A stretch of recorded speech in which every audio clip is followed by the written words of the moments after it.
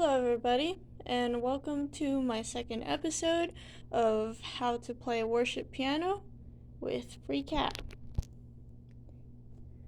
Alright, let's get started. So, the first thing I want to talk to you about today is hand technique. When we're playing piano, we want to have a curved hand shape like this. This space in the middle between my fingers and the keys, I like to call my mouse hole, and we always want to have that space. When we're playing, we want to be very relaxed, and we want to play on the tips of our fingers.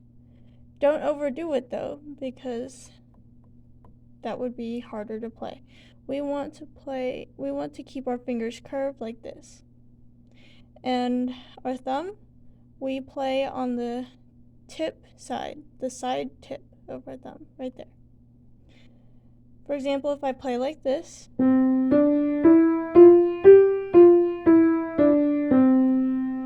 that's one way we can practice playing on our fingertips and keeping a relaxed hand position while still keeping the mouse hole. Okay, so about our wrist, we don't want it too high because that could tense up our fingers and everything else. We want to keep it in a tabletop position like this. So it's very flexible, unlike a tabletop, but we want to keep it in that tabletop position. Okay. The distance from the piano that you're sitting at or standing at doesn't matter. Your arms should still be a right-ish angle. So it can be a little bit more than a right angle, but it should still be about a right angle like that. Okay, let's talk about finger numbers. As you see here, our thumbs will be 1 and our pinkies are 5. This can help us later when we're talking about chord shapes and what fingers to use when playing chords. Okay, let me see if I can show you the finger numbers without butchering this up. 1, 2, 3, 4, 5. Yeah. Did that work? Yes, it worked. Okay, good. Let's talk about octaves. When we're playing on the worship team,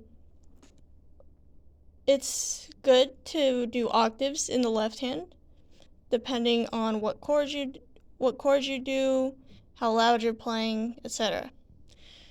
Sometimes some people are naturally able to play octaves just from the get-go, but there are some people that find it hard. So this coming up exercise is a good exercise to use. We'll start here with 1 finger per key, just 5 notes. Start here, and then gradually increase the distance. Make sure you're still playing on your fingertips. And if you have smaller hands like me, you can move closer to the edge of the keys when you play octaves. I hope that helps, and it's from C to C, this one that I'm doing right now. And we usually play octaves in the left hand. I also want to show you a C pentascale. A C pentascale means that there are 5 notes, like a pentagon, 5 notes in the scale, 1 finger per key, and scale comes from the Latin word for ladder. And so it starts on C and you just go.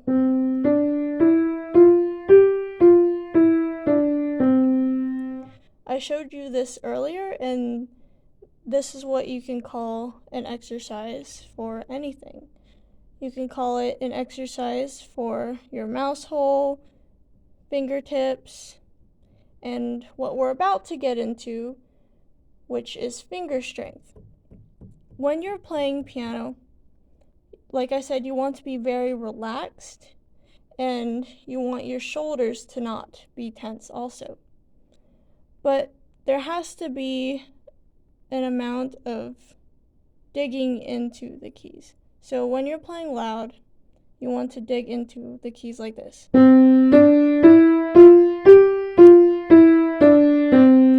As you can see, my wrist is bouncing up and down, and that is to help keep it relaxed, as well as giving more power to my fingers when I'm focusing all the energy into each note that I'm playing. You want to start from the key, not above, because it increases the accuracy when you start from the note. When you're playing soft, you have to have more delicate control over your hands, and you definitely want it to be relaxed then, like no tension at all.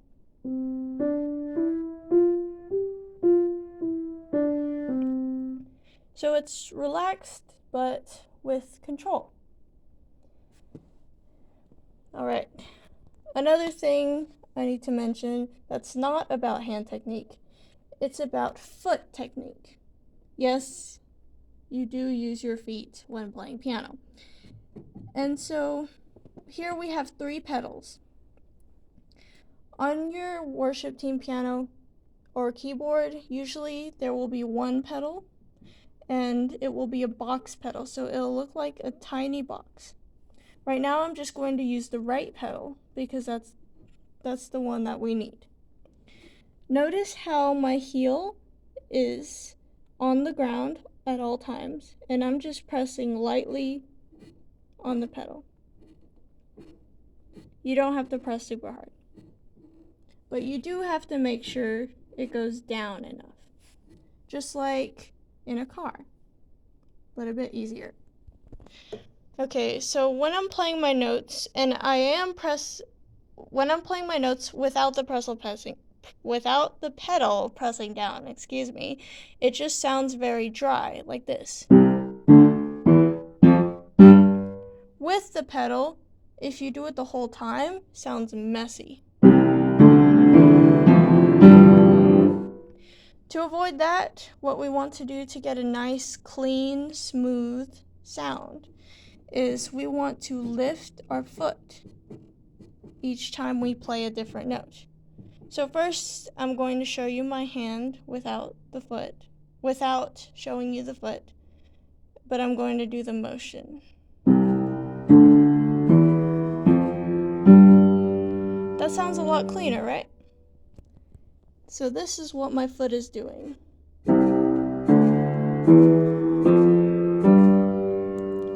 What I'm doing is I'm lifting up my foot up and down very fast at the change of each note. And that will give you a nice, clean sound. Alright, I think that is all I have for this episode. If I have any more information, I'll put it in the next episode. Thank you guys for listening to me talk. I hope this is helpful to you all, and you get some free video of my cat. Alright, have a nice day. Bye.